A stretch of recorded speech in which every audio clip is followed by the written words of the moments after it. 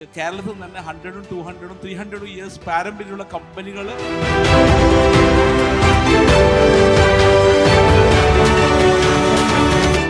നമ്മൾ ഫ്രീക്വൻ്റ് ആയിട്ട് ബിസിനസ് മേഖലയിൽ പ്രവർത്തിക്കുന്ന സമയത്ത് നമ്മൾ യൂറോപ്പിലോ മറ്റ് സ്ഥലങ്ങളിലൊക്കെ പോകുമ്പോൾ 200 ഇയേഴ്സും 300 ഇയേഴ്സും പാരമ്പര്യമുള്ള കമ്പനികൾ നമ്മൾ കാണും.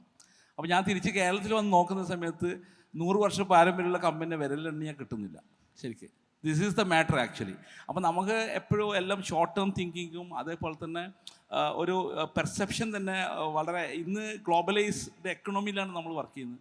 അതുകൊണ്ട് തന്നെ നമുക്ക് ആ ഒരു റിലേ പെർഫെക്റ്റ് ആക്കുക എന്നുള്ളത് succession planning. I really appreciate capital team because ആ റിലേ എഡ്യൂക്കേറ്റ് ചെയ്യാൻ അതുപോലെ തന്നെ എംപവേർഡ് ആക്കാൻ സൊസൈറ്റിയിൽ അങ്ങനെ ഒരു സബ്ജക്റ്റിനെ എൻട്രി ചെയ്യാനുള്ള ശ്രമത്തിൽ തീർച്ചയായിട്ടും ഐ ബിലീവ് ദാറ്റ് കമ്മിങ് ഡിക്കേഡ്സില്ല കമ്മിങ് സെഞ്ച്വറീസിൽ കേരളത്തിൽ തന്നെ 100, 200, 300 ഇയേഴ്സ് പാരമ്പര്യമുള്ള കമ്പനികൾ സസ്റ്റെയിൻ ചെയ്യുകയും ലോങ് ആയിട്ട് പോവുകയും ചെയ്യുന്നതാണ് എനിക്ക് പറയാനുള്ളത്. വളരെ വാലിഡ് ആയിട്ടുള്ള ഒരു പോയിന്റ് ആണ് റേസ് ചെയ്തത്.